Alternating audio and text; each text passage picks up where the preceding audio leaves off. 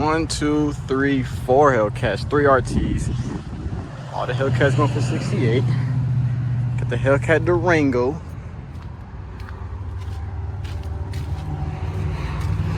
There's no sticker on these. Got more wide body cats.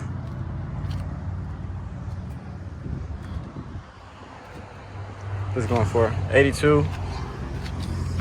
Oh, these have the white guts. 81.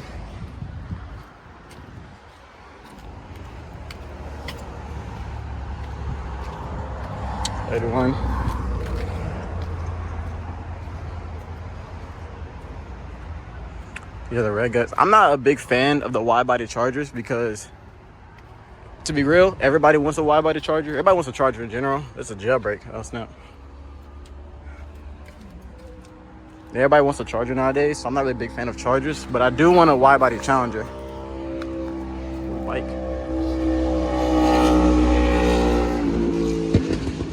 Oh my lord. That man's popping. But yeah, if I did go with a cat, it'd be a Challenger. If it's a slim body, I go wide body. Then we got a big boy TRX over here. This is my favorite truck right now. This and a Whipple F-150 crew cab. This is my favorite right now. Now this, I'd take this any day. Somehow found my way at the Ford dealership. Seen this white 5.0, this S650. Want to check it out. That blue color. It's low-key tough. Not too bad. I don't think it's a premium though. Oh, it is a premium. The 10-speed. It's pretty tough. Trying to see what else is over here. They got a full lineup of S650s. If you guys are questioning why I'm checking out all these dealerships, it's just for manifestation purposes. Yeah, I'm not trying to go for a Dark Horse or a S650 Mustang. I'm not going for like, you know, all these cars, these trucks out here. But it just feels good seeing like things that you can potentially obtain in your future. You know what I'm saying? The harder you work, the more you obtain. What you see, what you believe, you can obtain it. I guarantee that if you put your mind to it. So it's just a manifestation thing for me. So I'm just out here checking out these. I want an F-150 for my next daily. So that's why I'm checking out these F-150s right now. Probably not a newer one, but I will give me an F-150. I can guarantee that. All right, disclaimer. Here's this. I am not a professional with credit. I'm not a financial advisor. I am not a credit professional. I'm just giving you guys my input. I have right here. I've taken notes on certain topics to talk about when it comes down to credit. Again, I'm not a professional. This is not my career field. I'm just giving you guys my opinion for the young people out there who wants to see from like a person, like a real person perspective compared to like a rich person or even just somebody who has a lot more money than most people. This is somebody who's 18 years old, who works a regular job like everybody else. And I'm just trying to give my takes on how to obtain your dream car or just any car for that matter, you know, by using credit, just explaining credit to you.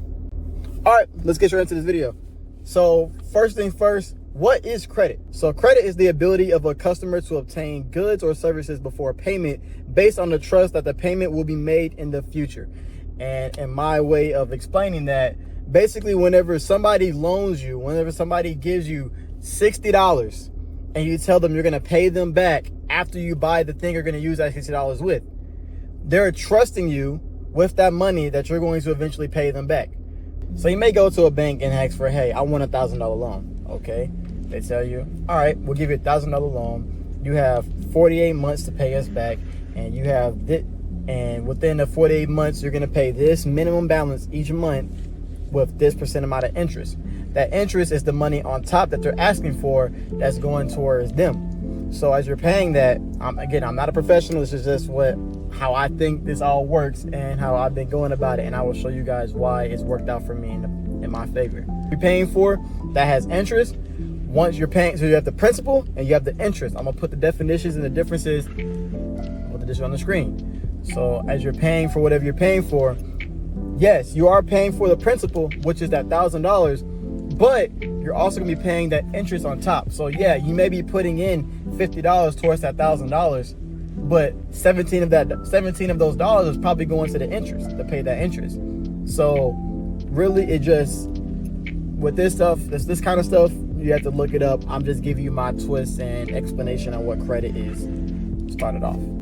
So I'm not going to give you facts and figures upon how to do this. I'm going to give you how I built my credit and how I was able to obtain my dream car at the age of 18. All right, so the number one thing that I use is I was an authorized user. What an authorized user is, basically whenever somebody who you know has good credit, such as your mom, your dad, your grandma, your aunt, your uncle, it could be anybody. If you trust them enough to where you know they're going to pay their bills on time 100% of the time, they're not going to mess up your credit. Even if the times get hard for them, they still will not allow their credit to be messed up. They can make you an authorized user under their credit card or whatever, so forth, right? So they, under credit card loan type deal. So they make you an authorized user. What happens to their credit will directly affect you as well. So what my mom did was she had me an authorized user under her credit cards. And since I was an authorized user under her credit cards, whenever she would pay her bills and her credit would fluctuate, go up and go down, gradually throughout the years, it would be building my credit under my Social Security card, under my Social Security. So with it building my credit as well as building hers, is building my credit. It's not giving me credit history like it is for hers when you have, you get an apartment or a house, like a mortgage or a car, but it is getting me started with credit. So the second thing that I did my research that you could do is a credit builder loan. I'm gonna put that on the screen as well.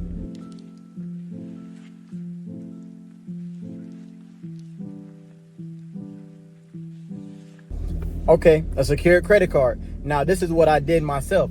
So basically, you go to a bank or a company that has credit cards. For me, it was Capital One. There's a Capital One, Wells Fargo, wherever you look up credit cards, and a trusted credit card, may I tell you, a trusted credit card. So I went with Capital One. I went with the Quicksilver One. So basically, I started off with the $500 credit limit, and because I was an authorized user and I had credit established, with that credit established helping me, I already had a 750 credit score because I said in the beginning, I trusted my mom, who I know is going to take care of her bills, take care of her business, going to build her credit. I had a 750 credit score established already. And with that being established, I was able to get a secure credit card without needing oh, you need a co-signer, or oh, you're not approved for this. They didn't disapprove me because I did have that credit established.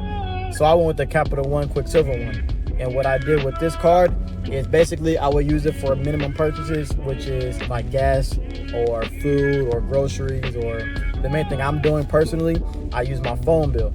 So I put my phone bill on the credit card, so it automatically take money from the credit card to for my phone bill. And mind you, it's a $500 credit limit.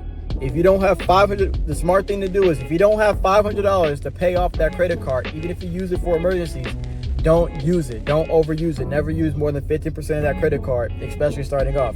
You want to build your credit. You don't want to overuse that credit card and go into debt and not be able to pay your debt. You understand? So with the credit card, I was able to, I had the credit card for I think 7-8 months before they gave me an increase. So gradually just using the credit card. And of course, as I say that, I did follow the rule. I use more than 50% of the credit card every so often, for emergency purchases, like if I need gas or groceries, I would use more than 15%. Although using more than the 15%, I would pay back what I owe. So say with the 500, I used $230 of that 500, right? I would pay back, most of the time, I would pay back the full price, like that full $230. But if I couldn't pay back the full $230, if I didn't get paid at the time or whatnot, I would pay back like say $130 or $150 or $200. I would pay it enough for it to get low enough to where it's not a problem. And so with that being said, as I gradually did that, they actually recently, like I think a month ago, gave me a $2,500 credit increase. So I went from $500 to $3,000 credit increase $3,000 credit limit within the past, from the age of 18 and 19 years old. Again, I'm not a financial advisor. I'm not a credit master. I'm not even like, bro, I'm a youngin', bro. I'm a youngin', all right? So I'm not telling you to trust me on this. You don't have to sit through this whole video. You don't have to sit through this video at all.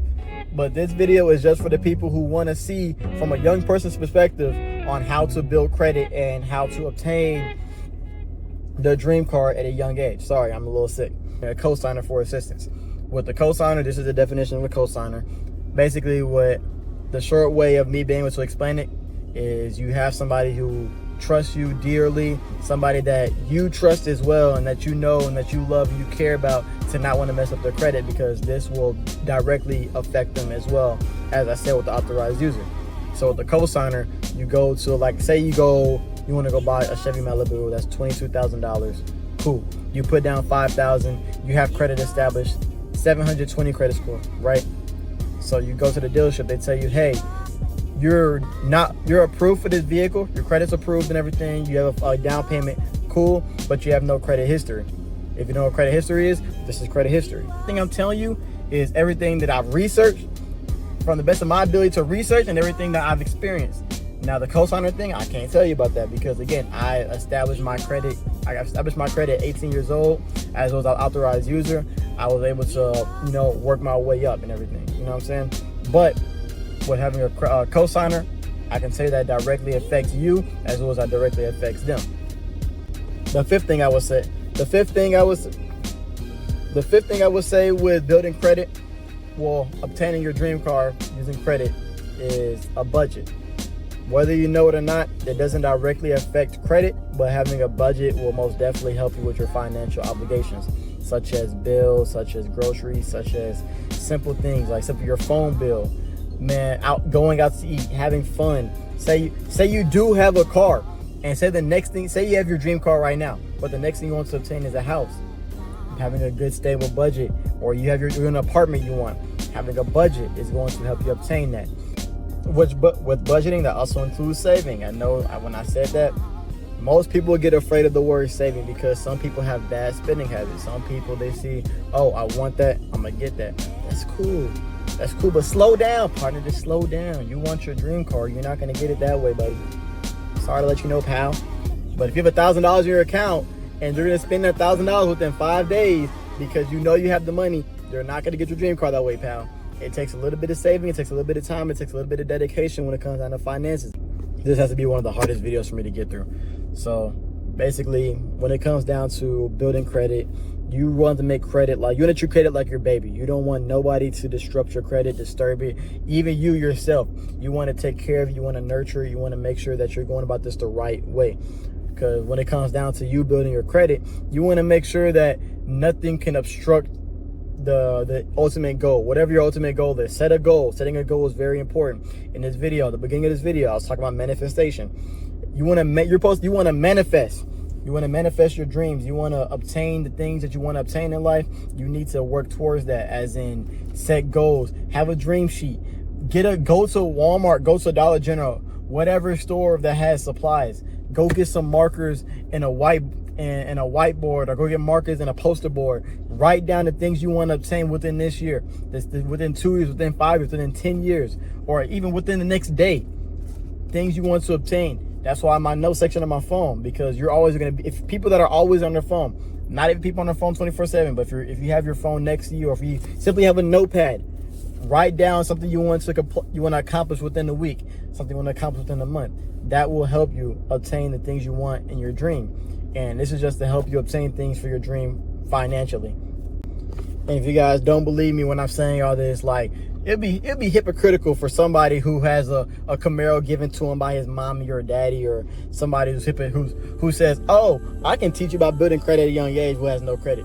Here's my credit score from Credit Karma and Experian. I have owned my Camaro for about 7-8 months now, so I do have established credit history, as well as I have realistically 8 years of credit experience, because I've been an authorized user under my mom's credit for like 8 years now. With having credit, you also need money.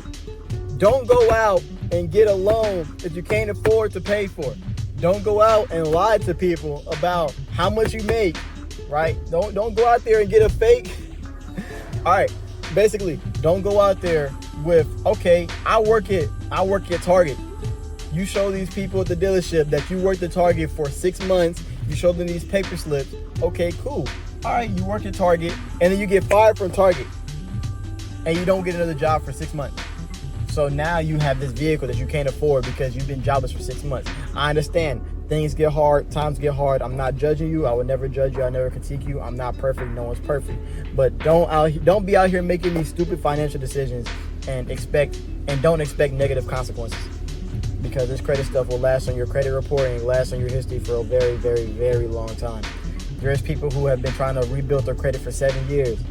They mess up their credit when they're young and dumb, or even they mess up their credit when they're older by making in their midlife crisis and making stupid decisions, going to casinos, making these stupid loans, or even just trying to come out of credit card debt or come out of a loan debt. They're trying to come out of debt, and they make some stupid financial decisions that get them even into more debt. You don't never want to file for bankruptcy. You never want to file for any of that. There's assistance out there for you. There's help out there for you. If you guys need any personal advice, I'm better talking one-on-one with people. I'm better talking, like, you can hit me up on Instagram. You can hit me up on Twitter, anything you want, and ask me for advice. Again, I'm still getting used to this whole vlogging and car stuff. So this whole vlogging and content creation scene. So you guys gotta bear with me. But if you guys enjoyed the video, please make sure to like, comment, subscribe, and I'll see you guys in the next video.